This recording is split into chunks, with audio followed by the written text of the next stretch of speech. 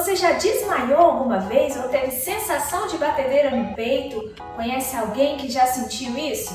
Então fica aqui que hoje nós vamos falar sobre arritmia e dar dicas de como colocar o seu coração no ritmo.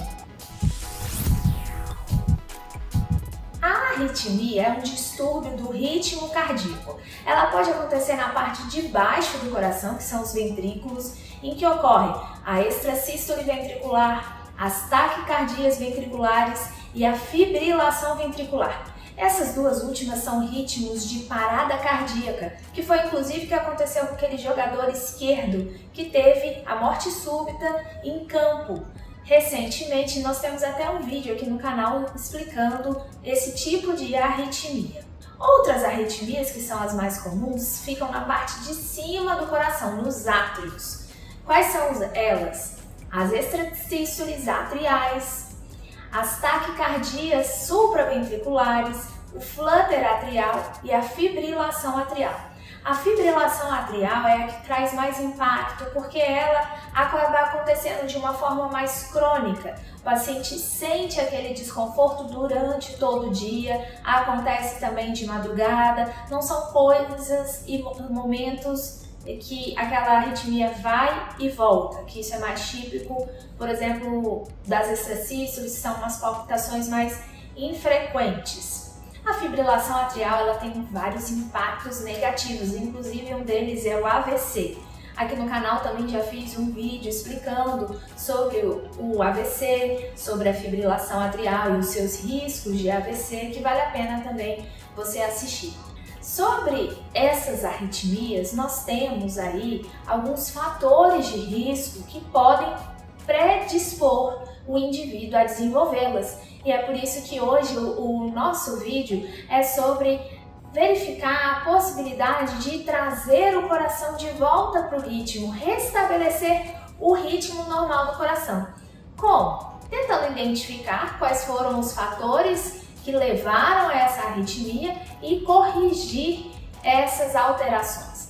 Então, a primeira grande alteração mais comum na população é a hipertensão arterial. A pressão alta ela acaba dilatando o nosso átrio, que é onde fica ali o nó sinoatrial, que segue a condução para o nó atrioventricular, e uma hipertensão arterial pode dar essas extrasístoles, pode dar fibrilação atrial, causar arritmia.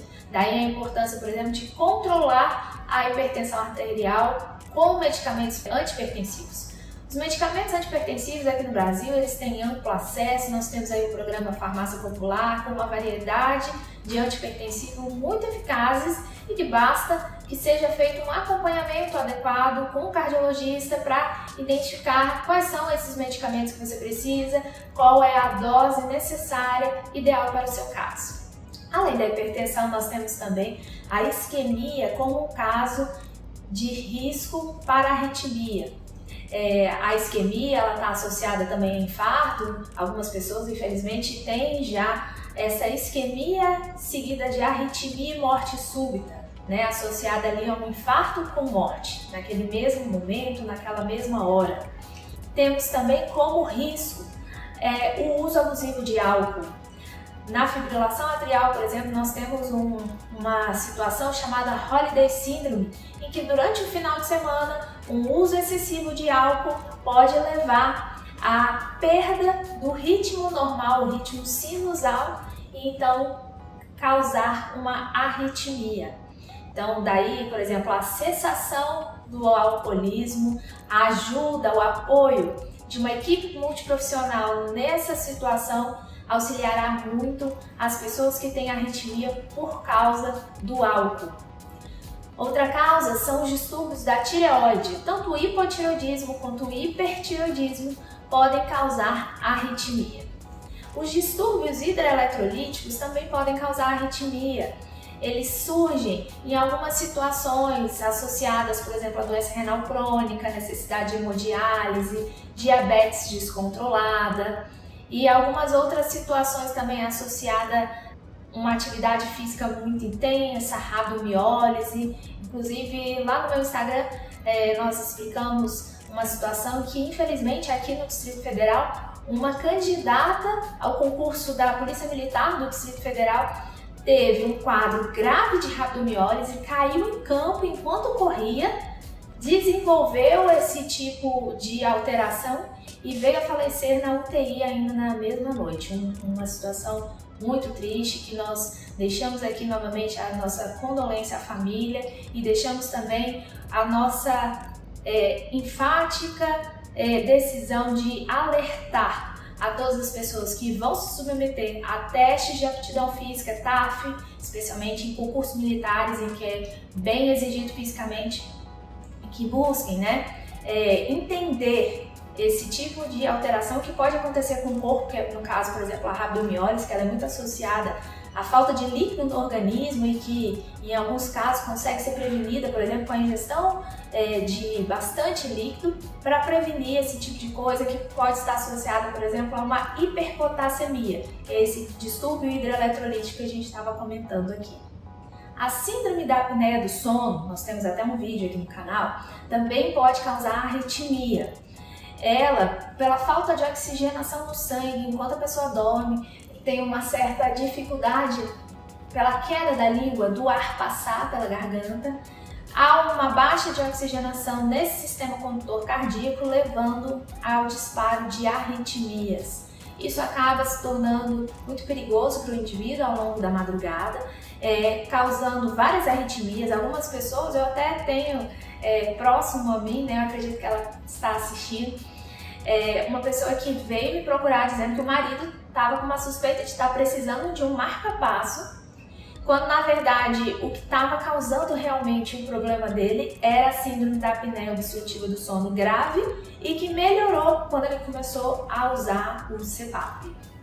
E como último fator de risco que eu queria colocar aqui são os medicamentos. Alguns remédios, inclusive para corrigir a arritmia, eles podem deixar o coração, por exemplo, muito devagar ou com um intervalo PR, por exemplo, mais alargado. Isso porque de repente a pessoa recebe aquela receita para tomar o remédio de arritmia, mas depois não fica fazendo um acompanhamento semestral, anual, e aí perde esse segmento e a medicação passa a estar numa dosagem inadequada para ela.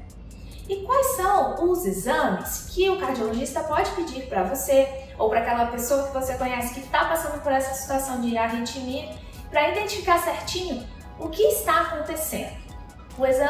Um dos exames principais é o Holter 24 horas. É um aparelho que é colocado aqui no peito, em que são colocados os eletrodos tipo de eletrocardiograma, só que eles ficam por 24 horas. E esse Holter vai poder identificar arritmias tanto no período diurno quanto no período noturno. O exame também de teste de esforço vai poder identificar, por exemplo, uma isquemia que poderia levar à arritmia.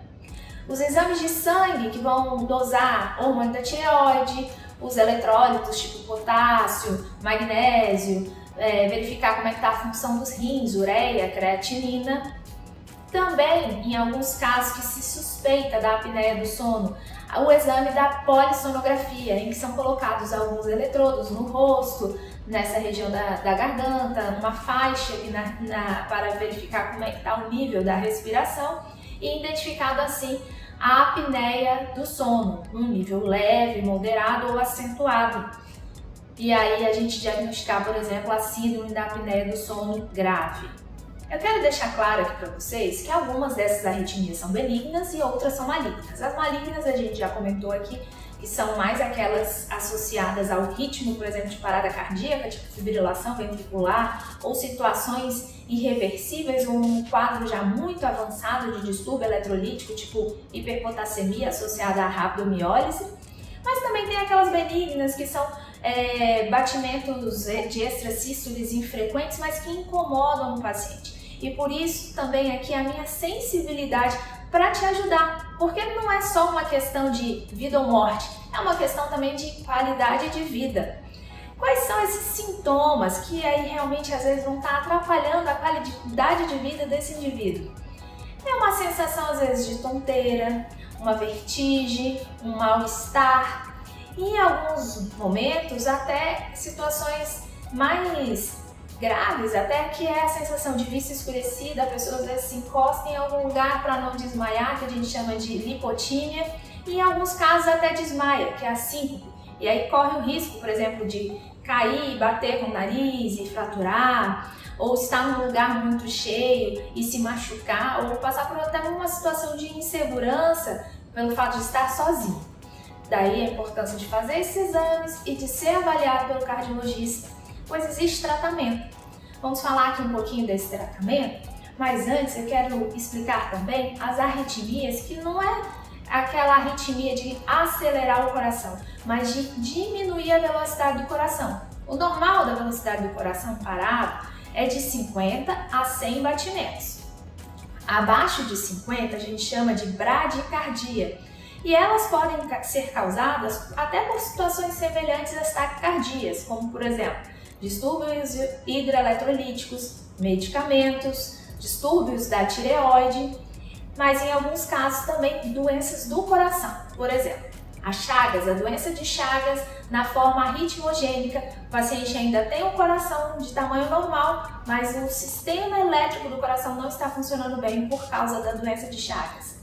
Outra situação é a doença do nó sinusal, que pode surgir por conta da idade. Então, pessoas ali com 70, 80 anos começam a não ter mais aquela parte elétrica funcionando bem. É como se o fio começasse a desencapar ali pela própria idade, já dando umas falhas, mas isso tem solução. Isso pode ser resolvido, por exemplo, com um marca-passo. Então, as bradicardias a gente vai buscar se são causas reversíveis ou irreversíveis. Diante de causas irreversíveis, como por exemplo a doença do nó sinusal, uma insuficiência cardíaca que acabou levando à degeneração desse sistema elétrico, a opção vai ser o marca-passo. E o marca-passo hoje em dia ele é bem mais moderno do que antigamente, as pessoas têm uma vida praticamente normal com o uso dele.